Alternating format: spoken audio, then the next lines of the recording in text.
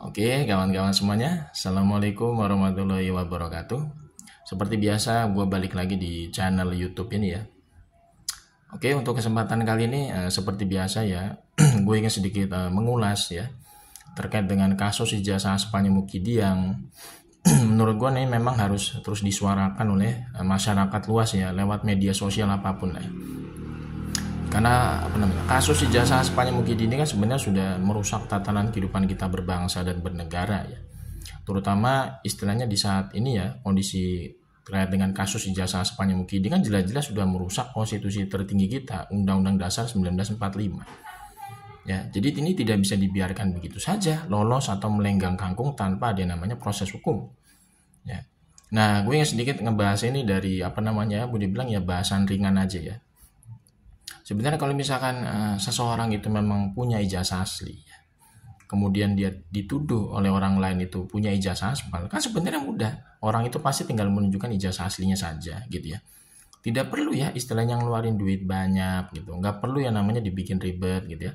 Nggak perlu mengeluarkan semacam atraksi topeng monyet, muter-muter kemana-mana, gitu ya. Nggak perlu. Pasti kalau misalkan orang beneran punya ijazah asli, kemudian dituduh sama orang lain itu ijazahnya aspal, kan tinggal menunjukkan ijazah aslinya. Nih ijazah asli gua. Kalau nggak percaya, nih silakan uji forensik oleh lembaga independen biar lu percaya. Kan begitu kalau misalkan orang beneran punya ijazah asli. Dia istilahnya ya tanpa beban ya. Jujur apa adanya aja. Nggak perlu ada yang namanya nyewa pengacara. Nggak perlu ada yang namanya mengerahkan buzzer. Nggak perlu ada yang namanya nyewa-nyewa masyarakat yang berotak tumpul suruh nangis-nangis bombay ya, merasa sedih ya, ijazahnya dikatain aspal. Nggak perlu. Itu kan sebenarnya kan merugikan diri sendiri kalau misalkan memang itu untuk masalah yang simple seperti ini harus mengeluarkan duit banyak, merogoh kocek yang tidak sedikit. Nyewa pengacara itu per orang itu bisa ratusan juta kalau pengacaranya itu kelas VIP lah gitu ya. Kemudian relawan itu kan nggak mungkin gratisan, pasti dia mendapatkan semacam uang transport gitu kan. Relawan itu nggak mungkin tanpa makan siang gratis, pasti ada uang transportnya. Untuk membela ijazah aspalnya kan istilahnya kalau relawan itu dikerahkan pasti harus dikasih makan, diempanin gitu kan ya. Itu kan istilahnya harus ngeluarin duit. Dan duit itu nggak mungkin sedikit, pasti banyak jumlahnya. Apalagi kalau relawan itu terorganisir gitu kan ya. Iya, belum lagi istilahnya harus nyewa ya rakyat biasa gitu yang otaknya tumpul ya. Kayak emak-emak yang gue ngeliat video emak-emak di Solo gitu ya, nangis-nangis bombay dikasih kaos sablonan satu bungkus.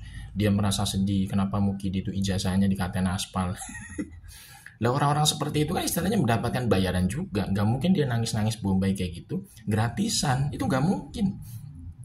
Nah makanya ini ya yang kita bisa lihat dari peristiwa yang sangat memalukan dari Mukidi Peko ini terkait dengan kasus ijazah aspalnya. Itu adalah hilangnya yang namanya kejujuran ya, hilangnya dari yang namanya moralitas dan etika maupun nilai gitu ya. Kalau misalkan memang Mukidi ini punya ijazah asli, nggak mungkin peristiwanya jadi seribet ini sampai ngelaporin orang ke polisi ya, sampai nyewa pengacara. Itu kan nggak mungkin kalau misalkan yang bersangkutan itu memang punya ijazah asli ya kan. Kalau misalkan memang istilahnya nih ya, kita ya dituduh ijazahnya aspal sama orang lain, kita nggak perlu ngelaporin orang lain itu ke polisi, nggak perlu. Kita tinggal nunjukin aja ijazah asli kita supaya orang lain itu percaya nih ijazah asli gua, selesai ya kan. Nggak perlu kita sampai istilahnya ngelaporin orang itu ke polisi dengan pasal fitnah, pasal pencemaran, ngapain. Mungkin itu cuma masalah sepele kok ya kan, istilahnya kita dituduh ijazahnya aspal. Kita punya ijazah asli benar, tinggal tunjukin aja, ini selesai udah. Tapi karena memang Mukidi ini dari awal ya patut diduga memang tidak punya ijazah asli, makanya dia harus mengeluarkan biaya sangat besar untuk menutupi keaspalan ijazahnya gitu ya. Harus nyewa pengacara, mengerahkan buzzer gitu ya. Kemudian dia juga menyewa ya orang-orang tumpul gitu ya dari rakyat biasa supaya membela ijazah aspalnya dia dengan cara acting nangis-nangis bombay gitu ya. Inilah menurut gue perbedaan antara kejujuran dengan pengibulan gitu. Kalau kejujuran itu kan sebenarnya sederhana, simple, dan tidak mengeluarkan biaya sepeser pun. Tapi kalau yang namanya ngibul, itu pasti dibikin rumit, dibikin ribet. Kemudian juga ibaratnya seperti atraksi topeng monyet, muter-muter kemana-mana. Dan yang jelas, yang namanya orang ngibul itu dia harus mengeluarkan biaya sangat besar untuk menutupi pengibulannya itu dari hadapan publik. Makanya ini menurut gue ya jadi pelajaran juga bagi kita semua sebagai rakyat Indonesia yang masih waras, yang masih cerdas gitu ya.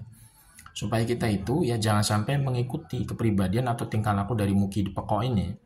Ya, supaya kita tuh hidupnya itu tenang, hidupnya itu enggak apa namanya? Ya boleh dibilang kita hidupnya itu enggak mengalami kerugian lah.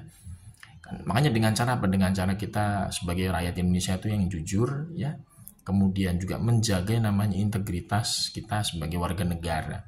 Karena kalau misalkan kejujuran itu sudah tidak ada dalam diri kita, jangan harap hidup kita akan tenang. Nggak mungkin ya, nggak mungkin orang yang apa namanya hidupnya tuh ngibul mulu, nggak mungkin hidupnya tenang. Ini contohnya nih Mukidi nih ya. Mukidi kan kalau kita lihat ya, Mukidi ini dari dulu kan memang terkenal sebagai tukang ngibul. Makanya hidupnya dia tuh secara batin maupun pikiran itu nggak tenang sampai kapanpun. Ya, mungkin sampai Mukidini masuk istilahnya ke liang lahat atau sampai dijemput ajal, dia tuh nggak tenang hidupnya sampai kapanpun. Karena yang namanya orang ngibul itu, ya itu kan istilahnya dia sudah membohongi diri sendiri dan membohongi orang lain. Dua aspek sekaligus kalau orang ngibul itu, dia membohongi diri sendiri, kemudian juga dia membohongi orang lain. Nggak mungkin orang hidupnya tenang kalau tukang ngibul. Ya, makanya ini yang menjadi semacam apa ya, mungkin karma yang sedang dirasakan oleh Mukidi saat ini terkait dengan kasus ijazah aspalnya dia ya.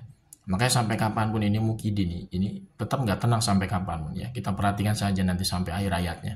Dan kalau bisa kan gitu ya, kalau bisa sih kita berharap ya kita bisa melihat Mukidi ini ya, di proses hukum ya, masuk ke Hotel Prodeo gitu loh. Karena kita nggak mau ya istilahnya legasi bangsa ini dirusak oleh satu orang ya, seperti Mukidi Peko ini ya. Kita harus bisa apa namanya bersuara terus sampai Mukidi ini bisa diproses hukum ya istilahnya gitu.